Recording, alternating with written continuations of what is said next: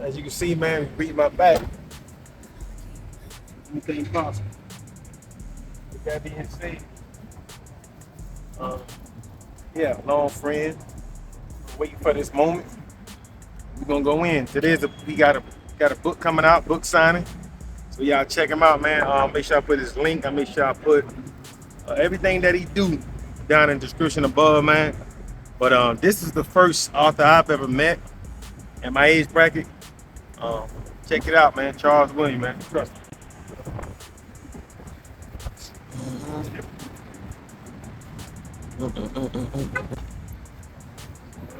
I like your Appreciate it, Miss man. King Steez. We good, y'all boys? Which way I go to? Which way I go? Which way I go? To what? To Charles. Charles? Oh, I have no idea. Oh, okay. We're for somewhere else. Oh, okay then. Okay. Okay. You might want to call So him. we're gonna call him. Yeah. Okay, I'm like the guy. But the guy down here with you. That's what I thought.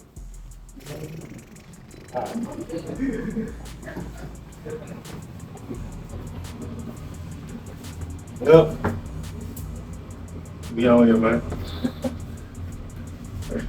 A little hiccup. I thought they was part of the program, Generation Pure. So, but anyway, man, you gotta speak to people, man. Never know.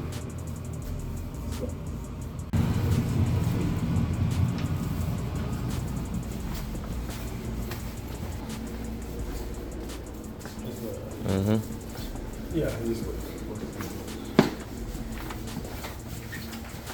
yeah. What's up, brother? How you doing?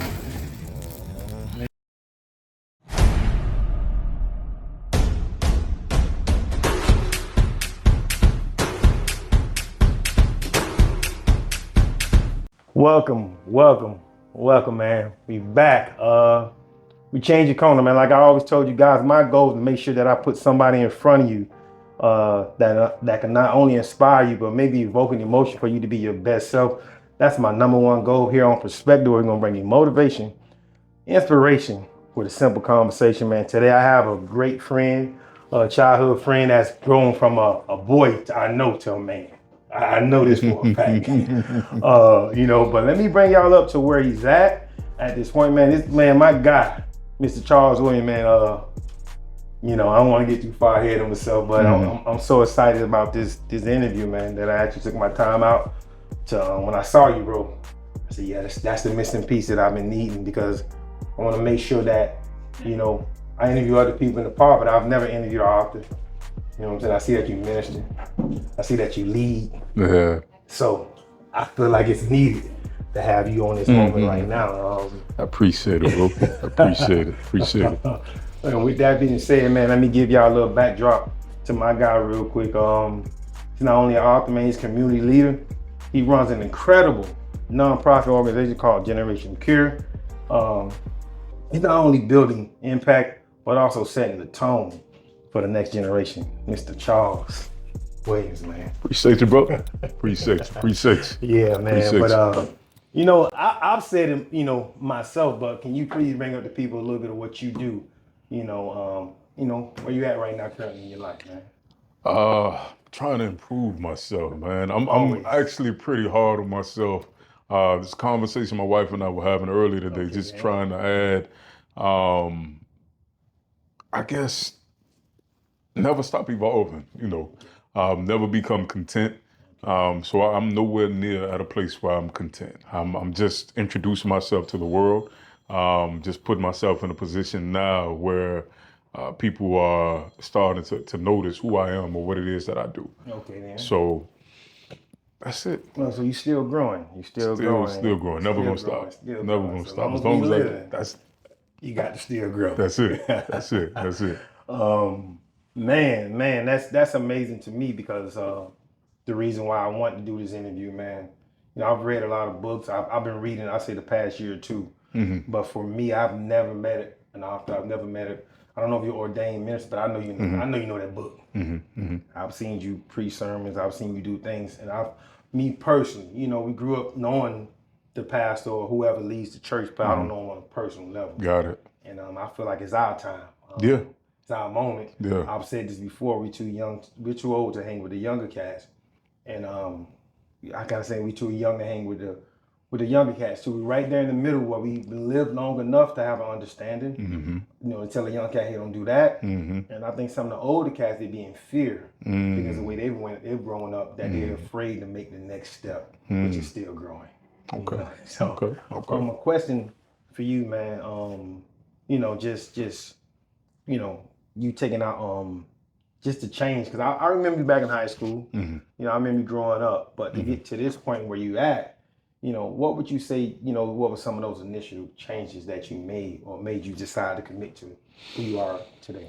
In high school, I was a follower. I think you remember Terrell Lewis. Yeah. LeRod. Of course. Yeah. So still my guy. Man. Still my main man. As short as he was, you know, he led and I followed him. You get what I'm saying? Yeah. And then after a while, it was Khalil Jones. I followed him. Okay. Before them, it was my cousin, Jeffrey Hicks. So it was maybe around my 11th grade or 10th grade in the summer, going into the 11th grade year, kind of like, you can lead your own path. And I made a lot of mistakes. Just trying to evolve as a leader at that phase of my life. Trying to, you know, gain my own footing. And made a lot of mistakes, man. I've been to jail. I've been in the wrong relationships. I've had the wrong friendships. I've made the wrong decisions. I've lost. I've gained. It's pretty much the story of human evolution, I should say. Okay. I've been through it. So here I am now with a culmination of all of those things. God has given me the opportunity now to have wisdom. So we can't really knock the young people for their experiences, because they have to experience something to gain some kind of wisdom. So here we are. I've gained some wisdom, and I want to use it to pour back into the young people with Generational Cure, to preach and teach the gospel as God leads me to, and of course lead my family, because I have children. So now having children, I can teach them based off of my experiences, and I can be the husband that God called me to be by reading his blueprint. Okay. So that answers the question that I was about to answer you, but it answers before the nonprofit, you know, before becoming a husband, you know, before becoming Charles Williams. You pretty much summed it up on that was your journey to get you to this point. You know, at one point you were following. Yeah. And you shook out of that like, hold on, man, at some point I got to lead. And I'm a true believer. I think we're at a bracket of life where we have to become what we telling our kids. Absolutely. I feel like we grew up in a time where our parents inspired us to be more. Right. But I don't work enough because I feel like they have the digital world. Yeah. And as much as what we're speaking to them, They see it already. they have reality is in that phone. So whatever I'm telling them to become, I have to at least try to become what I'm saying I'm going to be. A tangible example. And then now they can say, okay, well, Dad did it. It's possible for me to go do that. Absolutely. You know what I'm saying? So that I appreciate you, you know, opening up and bringing us up to speed with your journey. Let's talk about Generation Cure, man. What's the heartbeat of the movement, man? Why the name, you know? And what problem did you see in the community that made you, you know, say something has to change? I'm going to be the part of the solution. You know? So I'm from Liberty City. Okay. The early childhood was in Largemont. Okay. And then adolescence on up was in the Pork and Bean Projects. So I've seen it all. My family is no stranger to substance abuse, whether it be alcohol or drugs. My father, God bless the dead, he passed away last year. He admitted to me before he passed away that he was dabbling in, substance abuse. And because of that, he wasn't there. So we had a period where I had to just kind of learn on my own, but not just me. I saw my friends going through the same thing. But now, as fathers, we don't want our kids to endure what we endured from experiencing that vacancy, experiencing that void. So this was a God-given vision. I had nothing to do with his name. It was given to me. When I heard it, I ran with it. And I became obedient to it, and I did what I was supposed to How do. long did you fight it? I never fought it. Oh man. So the thing is, God caught me at a time where I was completely submitted. Completely submitted. Sick it out of life. Man, listen, was already there's gone. he had already sifted me as wheat. I had already strayed away from the pack. I was in a position of isolation, basically. So the thing is, when God has a calling on your life, whether you know it or not, when you've been set aside, he's going to make sure that he gets what he needs out of you, willingly or unwillingly. So if you willingly do it, then it won't hurt as much. Not saying that you're not going to endure. Now, if you do it unwillingly, yeah, if you do it unwillingly, we be talking about some pain. We're talking about some real hurt. I don't do the pain. Yeah. Not, Lord. Yeah, you get what I'm saying? So when he got my attention, I said, okay. I actually thought that was a book when I heard Generational Cure. But then I thought, okay, what do I put in the book? Because I was only 25 or 26, something like that. So I'm like, okay, I don't know what to put in the book at this point in time. So I don't remember where the idea for a nonprofit came from. But when the idea came about, I kept going and moving and progressing with it. So over the years, we have an 88% success rate. Okay. We're pushing young people out of our program into post-secondary education. So that's trade school, college. They leave our program and they go and become something else. So we since 2020, we have about 10% of our young people have become law enforcement. So one of our young men right now is getting ready to become Air Force. In December, he's leaving. A young lady that was in our program, I think she came out 2019. She is Department of Homeland Security. We have another young man who finished in 2020. He is a federal correction officer. We have another young man who finished, I think the same year, if I'm not mistaken. He's a county correction officer. So like I said, since 2020, we have about 10% of our young people that finished have become law enforcement of that 88%. Man, that's amazing, man. That's amazing, man. I'm gonna clap it up for you for that. Appreciate that. That's amazing. That segues to the. I don't know if the next question I was going to ask you, you've already answered it, and I'll say, I was going to ask you, what's been the most powerful transformation, since starting this thing, and you said on all different levels, from law enforcement to people going out to school, skills, trades. So, man, I'm proud. You're doing right. Some people start nonprofits. I don't want to get deep into it, but they don't do right by it. Yeah. And for you to have receipts and actually have, proven testimony from people being under your leadership that they younger kids, because I live for the youth. The reason being I live for the youth because I know that whatever we're doing right now with the youth, because we lacked it. Yeah. So that's why it's so much in our heart. And we love it so much to help them. Yeah. And that's the main thing why I kind of started this channel and started this, what I'm doing, to really inspire the youth. It's cool for the older folks. But I know that, Michael Jackson said that the children are the future. Children are the future. And that's what they are.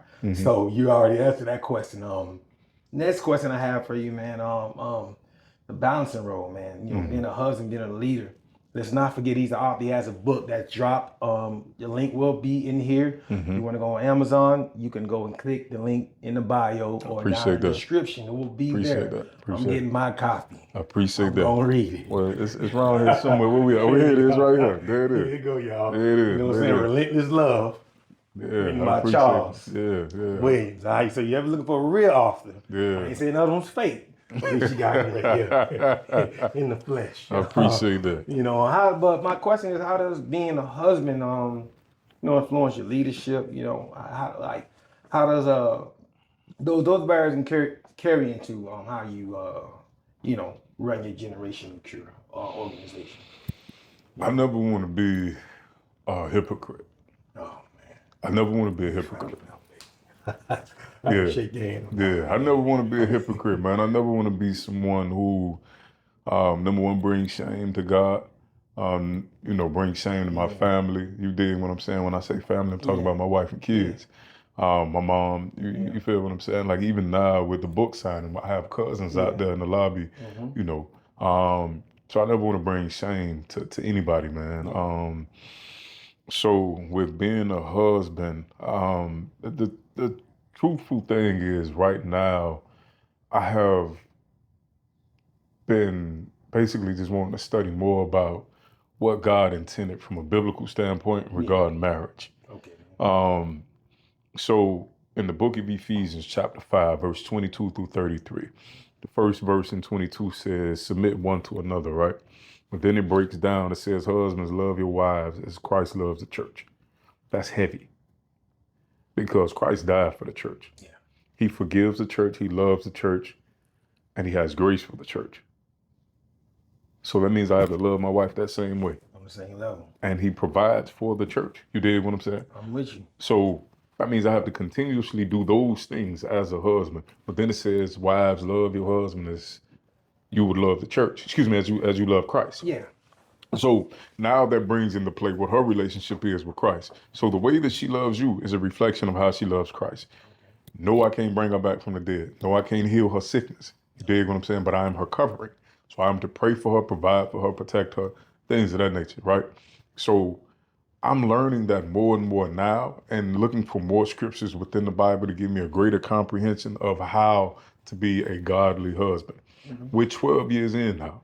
So what that means is we did counseling in the beginning, and I know our pastors was tired of us.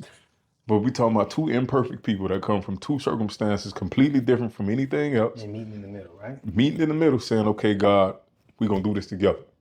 So she got her issues, I got my issues, and we bringing them to the table and we trying to resolve it for the greater good of the kingdom. And I love her to life. Like, I lay down on the train track for my wife if I needed to.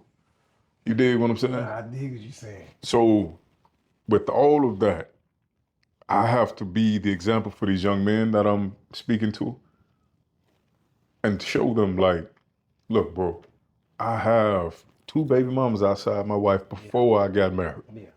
I don't want you to deal with this. No. All my gray hairs is from that. Yeah. You dig what I'm saying? I don't want y'all to have to deal with this. So when I figured it out, let me give you the blueprint now. Yeah. When I minister and I preach the word, I go by what the Spirit gives me. But the thing is, when God gives you a word as a preacher or a teacher of the gospel, it hits you first. So it has to have some self-application to it. So when you speak to people, the word has to resonate with you first. So now, because I have some experience in life, Yeah. God has showed me, okay, look, remember when you endured this? Let me show you some scripture, how this line up. Okay, I see that. So when you preach it, you can preach it with some conviction. Mm-hmm. But you got to live this thing. Yeah.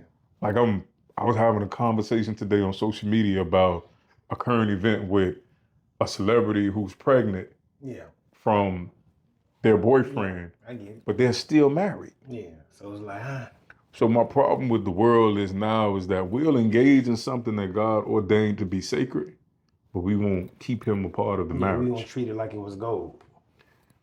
So here I am now, just being a little, I have to develop that grace to help people understand, like, bro, listen, if you close your eyes right now and you're engaging in this sin, that elevator going down.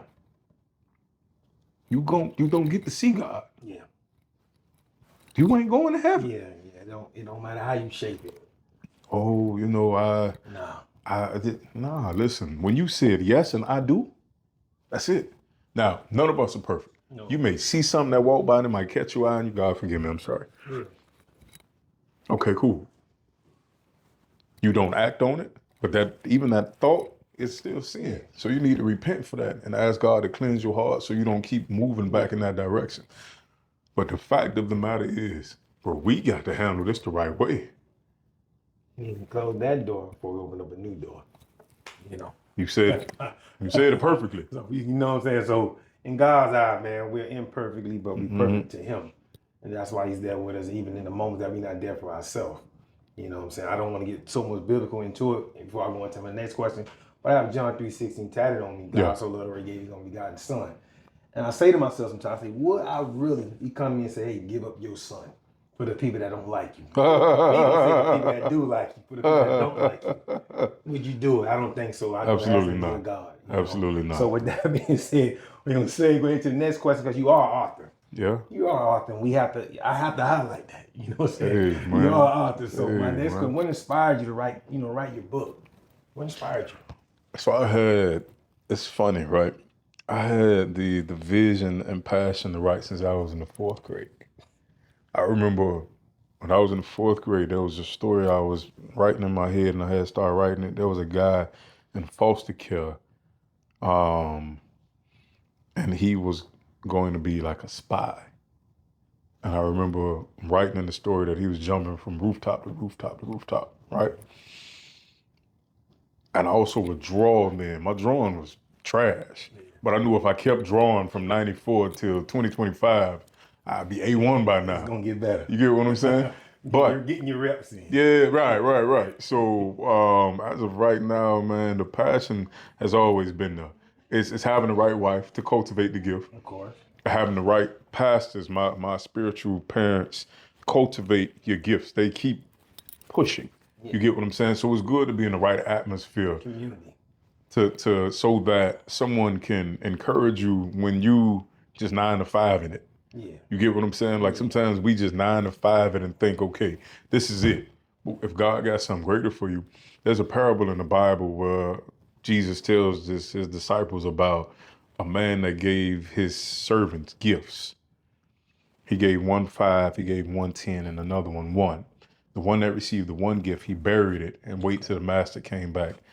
And he gave it to the master when the master came back. This one time in church. I'm getting to the Bible. Right. That's cool. And when the master came back and he gave the one gift, or some translations says the money or talent, when he gave it back to the master was upset. He said, okay, the one that receives one will have none. And he said, depart from me, thou workers of iniquity, meaning that you're a worker of sin. He said, I've never known you. You don't want to hear that from God. Yeah. When he's giving you a gift and it's time for him to collect, and he tell you what you did with it. Yeah. And you ain't getting no glory behind it. You get what I'm saying? Some of us are multifaceted. Yeah. Some of us have more than one talent. Yeah. There are football players that when they retire, niggas could play piano. They can, I forget the gentleman's name, man. He played for the Steelers. He played running back. When he retired, he started writing scripts. There was a show called Ballers, and he was the writer of the show. His name is right there. I can see it. But this is what I'm saying. Like some guys are just multifaceted. Yeah. You know what I'm saying? Like some of us that come from the city, bro, we know guys that had 4 and 5 traps. Yeah. Now, had he grew up on the other side of the tracks in Aventura, he could have been a Fortune 500 CEO. Yeah. You get what I'm saying? Yeah. So, in that same parable, Jesus says, the one that got the 5 talents, he multiplied. Yeah. The one that received the 10, they multiplied. And he said to them, well done, thy good and faithful servant. You've been faithful over a few things. I'll make you rulers over many. So we got to be faithful over what God gives us. Now, one of the gifts is, if you're married, you married. One of the gifts is your wife. One of the gifts is your children. Okay. But another gift is your life. So how do you glorify God with your life? You get what I'm saying? So with everything he's given me, I'm going to give him the glory because I'm afraid not to. Yeah. You want to leave a legacy. You know, before I go on to the next question, and then I'm just gonna say this, it kind of irks you sometimes you go to a funeral, you know, and then you have to say about the person they gave food, they'll give you a shirt off their back, like that was it with your life. I think it should be more with your life, man. You know, that shouldn't just be, that's one part of your life. Yeah. But if that all was your life, what was you really doing?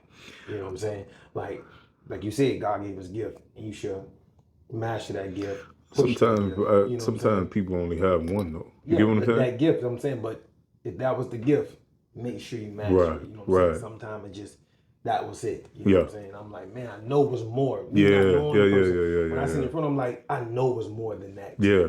I just know that. You know what I'm saying? Because some people say, if you knew him, you was around him, it might have been funny. It might have been this. Gotcha. You know what I'm saying? So, getting back to you, but what do you hope the readers walk away with after finishing? You know, when they finish Relentless Love? Relentless Love. It's a very compelling love story. A very suspenseful romance, and I hope that the readers get that the author is unique in storytelling.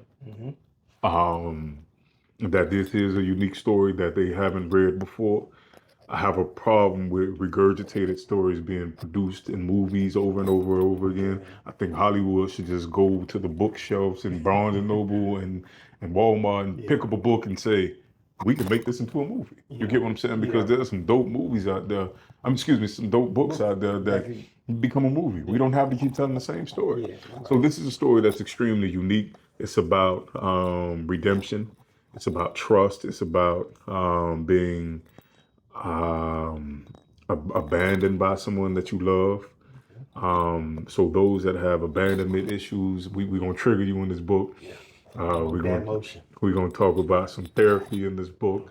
We're gonna talk about family in the book, and just overall, there is some real treachery in the book that's going on behind the scenes, and there's a twist to it. So even if you think, okay, I see where this is going, the roller coaster drop. So that's That's the most pivotal thing. That's what you made sure y'all. I made sure. It took 5 years for me to write this because I didn't believe in myself. Okay. I just kept writing and rewriting and rewriting and rewriting, and then one day I just said, "Let me put it out." So And I did. kind of self-sabotaging yourself. I was. Finding problems. I was. Finding problems when there wasn't no problems. Yes, sir. Yes, sir. Yes, sir. Yes, sir. Finding problems, man. Yeah. Kind of like there's a quote I go by at the end of and I may be in the Bible, I don't know, but I heard E.T. say this: at the end of your feelings is nothing. But at the end of your principle, there's a promise. Okay. I know this in the Bible. Find a man that diligent what he does, and he should stand before kings Yeah. and queens, not men. So, Yeah. your feelings kept telling you, nah. Yeah. Yeah. What was the principle? The principle was to write the book, and we Right. finally, Yeah. we done got to our promise. Really, There you go. what I'm There you saying? go. There you So go. we stay on the principle in between. You still gotta do the work, y'all. Still gotta do Don't the work. think in between the principle and the promise. Do the work, people. There you Please go. do the work, man. Mm-hmm. Before I let you go, man, for someone who's listening, who wants to create change in their community but doesn't know where to start, what's the first step? And after that, I want you to, once you answer that for me, man, somebody that's thinking about, giving their life to God or even have against the fence of just change. Yeah. What would you say? But the first thing if somebody's thinking about, creating that change in the community, what would you say to them? It doesn't take a bunch of resources to make change. It just takes effort. Take the initiative. If you feel it within you, then do it. Change doesn't take a lot. You can help someone at the grocery store that's struggling to put their groceries in the car, an older woman. It can be teaching a young person how to say yes, sir, no, sir. Change doesn't take a lot. So don't anticipate the support to start doing the work. And as far as someone who's on the fence of following Christ, here's what I'll say to you. He died for you in a gruesome way. Yeah. In an extremely gruesome way. In front of the world at that. Don't leave that out. Not- Not be afraid to be embarrassed. He had to carry that cross. Go ahead. He died in an extremely gruesome way, and he knew that it would happen. So for those of us that don't drive because it's raining outside, Yeah. I'm afraid to get into an accident. You get what I'm saying? Yeah. Or I'm too late to get to work today because there is an accident on the road and I'm gonna just get off and call out and use my Yeah. PTO. Jesus didn't do that. You get what I'm saying? Yeah. He went into the danger head first and gave his life knowing that because I'm dying, you'll be able to make it into heaven. If you so, now the end of that verse where you said is, for God so loved the world that he gave his only begotten son, Yeah. but whosoever believed in him shall have everlasting life. That's the part that matters the most, is believing in him. You get what I'm saying? Yeah. So if you believe with your mouth and confess, if you believe in your heart and confess it with your mouth that Jesus is Lord and Savior, then you shall be saved. So the point of all of this is that when Jesus said, I gave my life, what did you do with the life I gave you as eternal? What did you do with the eternal salvation that I've already given you? Eternal salvation. What are you going to do with the life that you have now? Did you live to glorify me? Did you do anything? Did you change you have to do something to bring forth change and to glorify Him. And that's it, bro. Like, if someone was willing to give their life for me, then I'm going to do the best that I can to make sure that I honor their sacrifice. All right. That's it. All right. So what's next for you? What can they follow you? Can you tell the people your Instagram? You know, let us know what's next for you. We know you're gonna keep still growing. Yeah. Praise God. Praise God. You know, let us know what's next for you. What's next for Charles Williams? I know we got more books, but we're gonna let this marinate. Right. You know? What's next for me tomorrow? I'm going to church, Fresh Shore Apostolic Center, All right. in Miami Gardens. That's next for me tomorrow. You're looking for somewhere to join. Yeah. Our senior leaders are Apostle and Prophetess Dashe Johnson and Tequila Johnson. You can come to Fresh Shore Apostolic Center. We're virtual on first Sundays and on Bible study, so you can stay home for that. For second, third, and fourth, and some fifth Sundays, we are live in person, so you can come get a hug, get some love. We can pray for you, sing with you, all that, right? What's next for me is we're going to push Relentless Love into college campuses. We're going to push Relentless Love into book fairs. We're going to be bestsellers with Relentless Love. I'm speaking this into existence. Number one. Yeah. What's next for what's next for Charles Williams is we're gonna keep pushing Generational Cure. We have an HBCU tour coming up next year. You can donate towards that.